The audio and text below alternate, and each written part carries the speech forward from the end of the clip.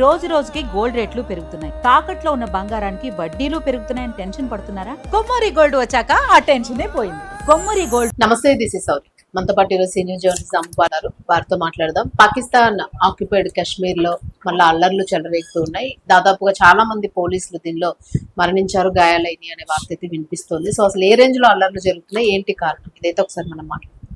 నమస్తే సార్. నమస్తే సార్. మళ్ళీ అంటే మనం ఎట్లా తీసుకోవచ్చు సార్ పాకిస్తాన్ కాశ్మీర్ లో మనకి 1947లో స్వాతంత్రం వచ్చింది. వచ్చినాక దాదాపు అప్పట్లో 500 సంస్థానాలు ఉండేవి దేశంలో. అందులో చాలా సంస్థానాలు కలిసిపోయినాయి, చాలా కలవలేదు. అలాంటి కలవని సంస్థానాల్లో కాశ్మీర్ సంస్థానం కూడా ఒకటి. రాజా హరిసింగ్ అని ఉన్నాడు. అప్పుడు అక్కడ ఏమైందంటే గొడవలు వచ్చాయి.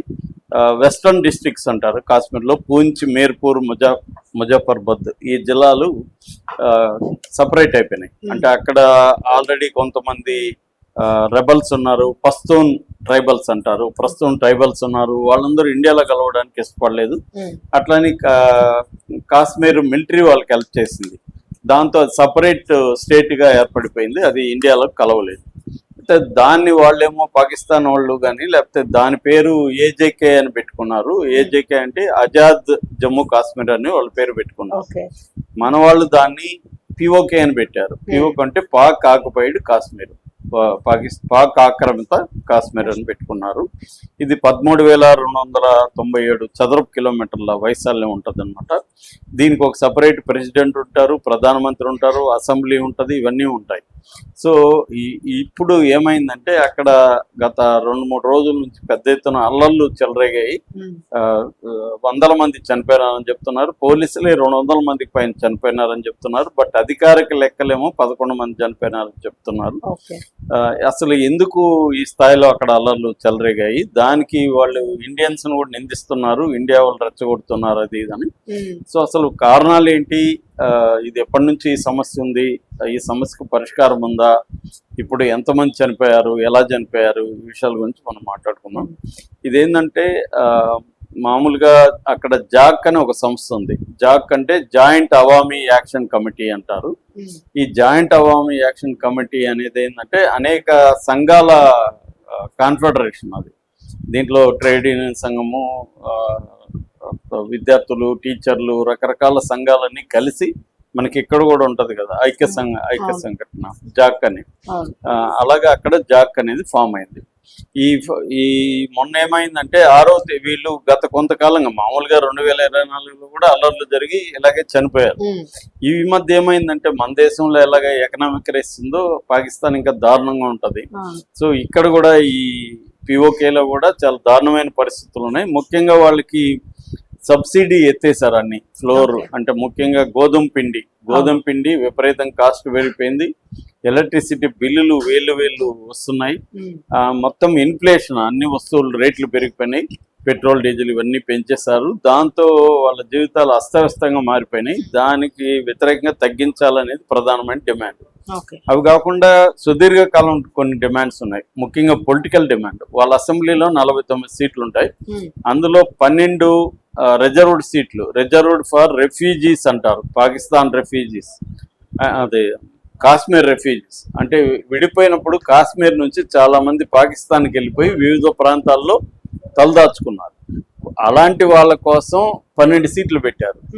ఈ 12 సీట్లు ఈ పేరుతో ఏమవుతుందంటే వీళ్ళ ప్రాంతం బయట నుంచి వచ్చి వీళ్ళని డామినేట్ చేస్తున్నారు అనమాట, కంట్రోల్ చేస్తున్నారు. వీళ్ళ ద్వారా పాకిస్తాన్ ప్రభుత్వం దీన్ని కంట్రోల్ చేస్తుంది. సో దీనికి వ్యతిరేకంగా లోకల్సే స్వపరిపాలన, అంటే ఇక్కడ ఉన్నోళ్లే పరిపాలించాలి, అసెంబ్లీలో ఇక్కడ ఉన్నోళ్లే ఉండాలి అనేది చెప్తుంది. ఈ నేపథ్యంలో కోర్టు రూలింగ్ ఇచ్చింది మొన్న, వాళ్ళ సుప్రీంకోర్టు. అదేంటంటే అది సాధ్యం కాదు, 12 మందికి రిజర్వేషన్ తీయడం సాధ్యం కాదు, రిజర్వేషన్ తీయాలంటే కాన్స్టిట్యూషన్ మార్చాలి, కాబట్టి సాధ్యం కాదని చెప్పింది. దాంతో ఇంకా ఆగ్రహవేశాలు పెరిగాయి జనాలకి. ఎందుకంటే ఇప్పుడు ఎలక్షన్లు ఉన్నాయి జూలైలో అక్కడ. సో జూలైలో ఎలక్షన్ ఉన్నప్పుడు రిజర్వేషన్ తీసేయాలని వీళ్ళు మాట్లాడుతున్నారు.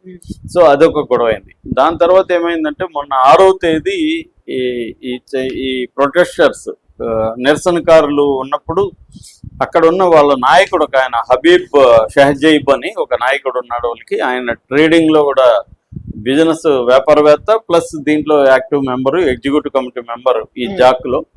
తనకి పోలీసుల మధ్య గొడవ అయ్యి పోలీసులు అతన్ని కాల్చి చంపేశారు. ఉమ్. అది తీవ్ర ఆవేశాలకి దారి తీసింది అన్నమాట. అంటే ప్రజలంతా ఆగ్రహంతో రగిలిపోయారు తమ నాయకుడిని ఇలాగ చంపేసరికి. దాంతో వేలాది మంది వెళ్ళిపోయారు. వీళ్ళు కూడా ఏంటంటే అక్కడ ముందు నుంచి కూడా ఫైటింగ్ అనేది ఏదో శాంతియుతంగా జరగదు. ప్రొటెక్ట్ దగ్గర కూడా వెపన్స్ ఉంటాయి, ఆయుధాలు ఉంటాయి, వీళ్ళు అటాక్ చేస్తుంటారు. సో అలాగా అక్కడ వాళ్ళు అటాక్ చేశారు. ఆ అటాక్ లో ఇప్పుడు కరెక్ట్ గా ఎంతమంది చనిపోయారని తెలియదు, కానీ సివిలియన్స్ ఒక 100 మంది పైన చనిపోయారు. పోలీసు ఫోర్స్ నుంచి కూడా 100 మంది చనిపోయారు అన్న వార్తలు వస్తున్నాయి. అక్కడ కంబైన్డ్ మిలిటరీ హాస్పిటల్లో శవాలు ఉన్నాయి. ఆ శవాలను కూడా మేము తీసుకోము, మాకు న్యాయం జరిగే వరకని ఆ హాస్పిటల్ చుట్టూ కూడా ఇప్పుడు ధర్నాలు చేస్తున్నారు ప్రజలు. సో అలాగా ఇప్పుడు అక్కడ లోకల్ పోలీసులు కానీ తర్వాత అక్కడ ఉన్న మిలిటరీ వాళ్ళు కానీ చాలా మంది చనిపోయారు అని చెప్తున్నారు. సో వాళ్ళు ఏమంటున్నారంటే ఇదంతా టెర్రరిస్టులు, అంటే ఈ జాక్ అనేది టెర్రరిస్ట్ ఆర్గనైజేషన్ అని బ్యాన్ చేశారు. సో బ్యాన్ చేసినారు కాబట్టి ఇంకా ఆర్గనైజేషన్ తరపున ఎవరు కూడా మాట్లాడడానికి లేదు, కానీ మాట్లాడుతున్నారు. బ్యాన్ చేసినా కూడా కేర్ చేయట్లేదు.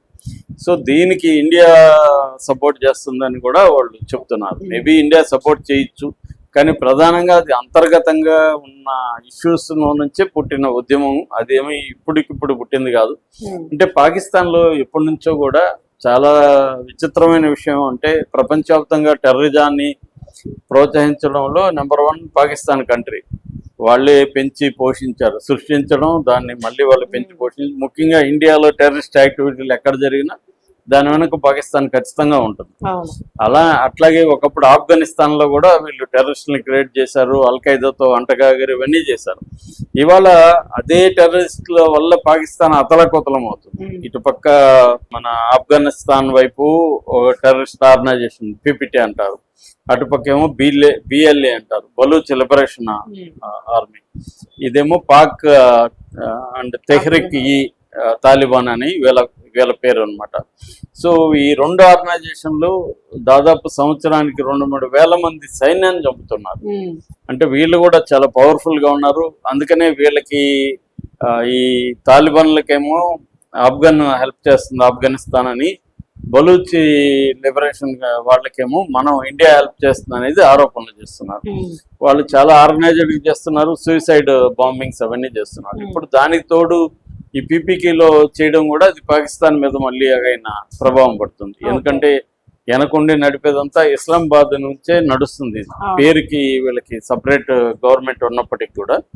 సో ఇది ఇప్పుడు ఇండియా మీద కూడా ప్రభావం, ఎందుకంటే ఈ కాశ్మీర్ అల్లలు జరిగినప్పుడు మన కాశ్మీర్, ఎందుకంటే ఇవన్నీ ఆనుకునే ఉంటాయి కాబట్టి అది ఇక్కడికి కూడా స్పిల్ ఓవర్ ఎఫెక్ట్ పడే అవకాశం అయితే కనిపిస్తుంది. ఏదేమైనా పాకిస్తాన్ చాలా, అంటే యుద్ధం వల్ల, ఇరాన్ యుద్ధం వల్ల కూడా పాకిస్తాన్ తీవ్రంగా నష్టపోయింది. ఎప్పుడూ లేనంత ఇన్ఫ్లేషన్, మామూలుగానే అది కుప్పగోలిపోవాలి. IMF వల్ల అది దాదాపు 24 బెయిల్అవుట్ ప్యాకేజీలు ఇప్పుడు ఇచ్చింది. అలాగే చైనా ఒక $70 బిలియన్ ఇన్వెస్ట్ చేసింది, ఒక $30 బిలియన్ అప్పిచ్చింది పాకిస్తాన్కి. ఈ 2 చర్యల వల్ల పాకిస్తాన్ సర్వైవ్ కాగలుగుతుంది. అంతేగాని అదేమీ బెటర్ లైఫ్ అనేది లేదు. ఇప్పుడైతే యుద్ధం వల్ల వాళ్ళకి కంప్లీట్గా ఆయిల్, తర్వాత మొత్తం ఎలక్ట్రిసిటీ ఇవన్నీ కూడా విపరీతంగా రేట్లు పెరిగిపోయినాయి అన్నమాట. దానివల్ల ప్రజల్లో ఒక రెబెలియన్ తిరుగుబాటు అనేది వస్తుంది. ఆ నేపథ్యంలోనే ఇప్పుడు 200-300 మంది పోలీసులు చనిపోయారన్న వార్తలు అయితే వస్తున్నాయి. కానీ వాళ్ళు దాన్ని అణచిపెట్టి అంతమంది, చాలా డిఫరెన్స్ ఉంది కదా సార్, 11 కి 200. అవును, చాలా ఉంది. కానీ వీళ్ళు చెప్తున్నారు, జాక్ వాళ్ళే పెడుతున్నారు. దీంతో బయటికి ఇన్ఫర్మేషన్ పోకుండా ఇంటర్నెట్ కూడా వారం నుంచి బంద్ చేస్తారు.